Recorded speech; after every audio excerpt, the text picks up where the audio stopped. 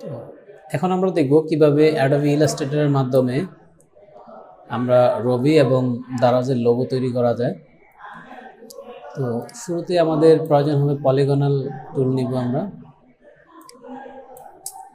Polygon tool নিয়ে একটি ত্রিভুজ তৈরি করব। আমি এখানে ডাউন অ্যারো দিয়ে কর্নারগুলো কমিয়ে নিচ্ছি। আপ অ্যারো দিলে কর্নার বাড়বে এবং ডাউন অ্যারো দিলে কর্নার কমে যাবে। তো আমরা ত্রিভুজের জন্য জাস্ট ত্রিভুজ শেপ নিয়েছি। নেওয়ার পর সিলেকশন টুল দিয়ে এটিকে আমি এভাবে ঘুরিয়ে রাখবো।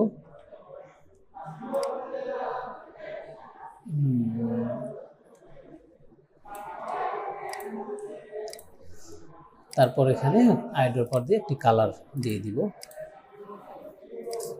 তো এখন আমাদের প্রয়োজন হচ্ছে এই লোগোটিকে আমরা কিভাবে উপরের দিকে ঘোরানো হয়।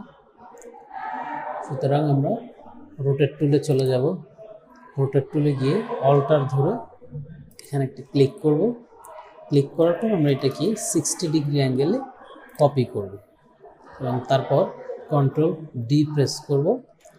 কন্ট্রোল ডি প্রেস করার পর আমরা আমাদের এই রেক্ট্যাঙ্গেলটি যেটা আছে এটাকে আমরা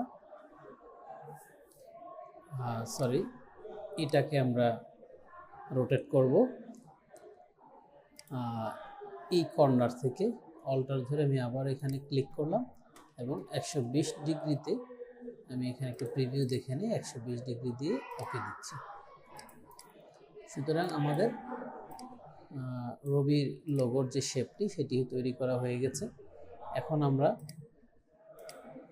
এক একটি অবজেক্টে এক এক ধরনের কালার রয়েছে, সেই কালার অ্যাপ্লাই করব। এখানে দেখতে পাচ্ছি একটু ডিফারেন্ট টাইপের কালার রয়েছে। সুতরাং এখানে আমরা গ্রেডিয়েন্ট কালার অ্যাপ্লাই করব। গ্রেডিয়েন্ট কালারের জন্য আমি এখানে ক্লিক করব। তারপর এখান থেকে যে কোনো একটা কালার সিলেক্ট করে নিই। স্কাই ব্লু কালারটা সিলেক্ট করেছি এবং এখান থেকে আমি এটিকে এক্সচেঞ্জ করে নিতে পারবো। তো এখানে আমাদের যে কালারটি রয়েছে আমরা এখানে এই কালার স্লাইডারে ক্লিক করে তারপর কালার পিকার নিব। কালার পিকার নিয়ে আমরা এখান থেকে জুম করে এখান থেকে এই কালারটি বসিয়ে দেব এবং এই স্লাইডে এখান থেকে আমরা এই কালার দিয়ে দেব। তো আমাদের এখানে লাইট ডিপের সমন্বয়ে আমাদের অলরেডি কালার তৈরি হয়ে গিয়েছে। যদি আমরা আরেকটু ডার্ক চাই তাহলে হয়তো আমরা এখান থেকে এটিকে আরেকটু এই স্লাইডারটিকে ধরে আরেকটু এদিকে নিয়ে যেতে পারি। ওকে, দেন আমরা এখানে এই স্লাইডটিতে আমরা একটু ডিফারেন্ট টাইপের আমাদের গ্রেডিয়েন্ট রয়েছে। এখানে আমরা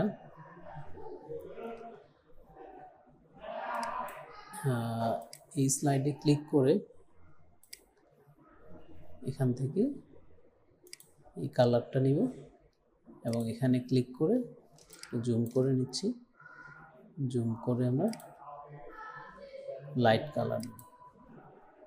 তো আমরা দেখতে পাচ্ছি আমাদের দুইটা কালার কম্বিনেশনে এরকম হয়েছে। আমরা এটাকে চেঞ্জ করে দিব, অল্টার করে দিচ্ছি এবং এখান থেকে 45 ডিগ্রি অ্যাঙ্গেলে আমরা এটিকে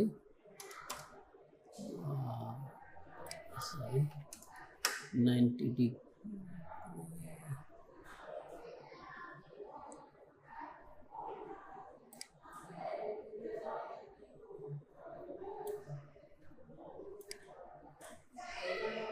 তো এখান থেকে কালারটিকে ঠিক করে দিতে পারবো।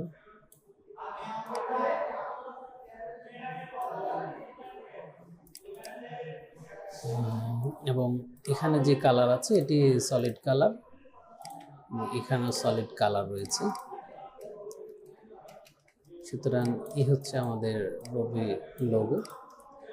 এখন আমরা এখানে ইংরেজিতে প্রয়োজনে নাম লিখিয়ে দিতে পারি।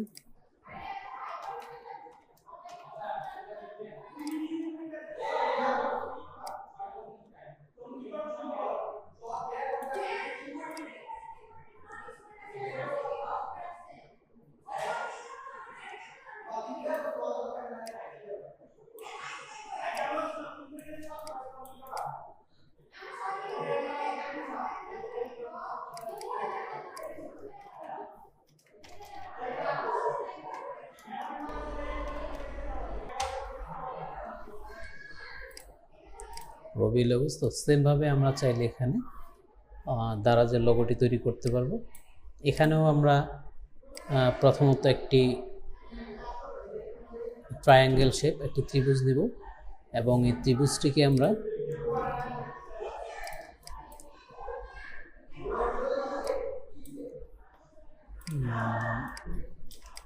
জুম করে নিচ্ছি, অল্টার ধরে এখানে একটা ক্লিক করব, ক্লিক করে 60 ডিগ্রি অ্যাঙ্গেলে কপি দিব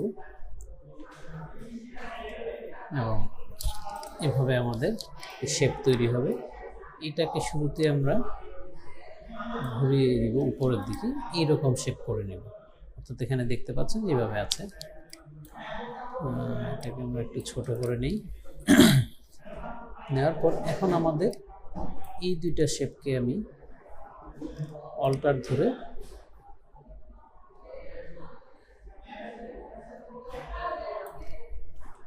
এখানে আমরা রেখে দিব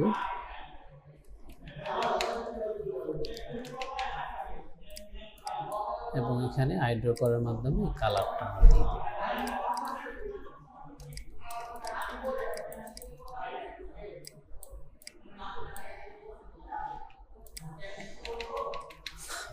এখন আমরা দেখতে পাচ্ছি যে এখানে সবগুলো আলাদা আলাদা শেপ আছে।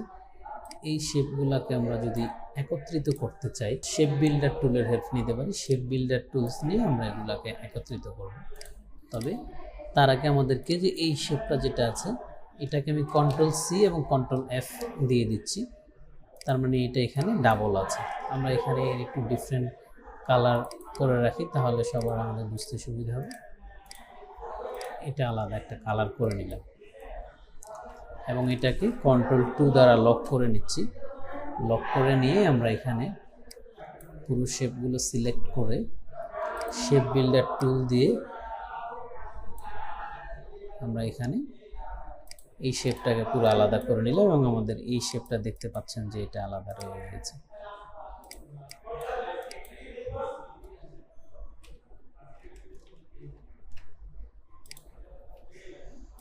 ওকে, তো এখন আমরা যেটা করব, আমাদের এই শেপটিকে আমরা এখান থেকে একটু রাউন্ড করে দিব, একটু কার্ভ করে দিচ্ছি। কার্ভের মাত্রাটা আমাদের এখানে কতটুকু আছে আমরা এখানে দেখতে পাচ্ছি। এটাকে আমরা 5.5 পিক্সেল কার্ভ করে নিচ্ছি। ওকে, এখন আমরা যেটা করব, Ctrl+Alt+2 দিয়ে আবার আমাদের আনলক করা অবজেক্টটিকে লক করা অবজেক্টটিকে আনলক করে নিব। এখানে রাইট ক্লিক করে অ্যারেঞ্জ থেকে এটাকে ফ্রন্টে নিয়ে আনব। ফ্রন্টে নিয়ে এসে আমরা এখানে এই অবজেক্টের এই পয়েন্ট এবং এই পয়েন্ট শিপ ধরে এই পয়েন্টে ক্লিক করব। পরে এখানেও আমরা সেমভাবে এর যে কার্ভনেস আছে কার্ভটাকে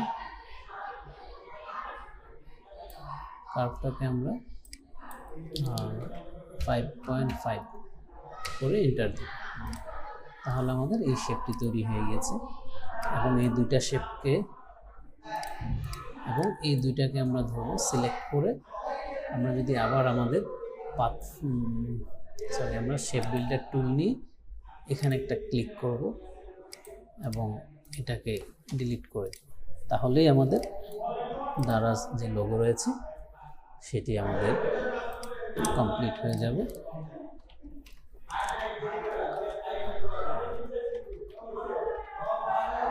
তো এই হয়ে গেল আমাদের দারাজ লোগো।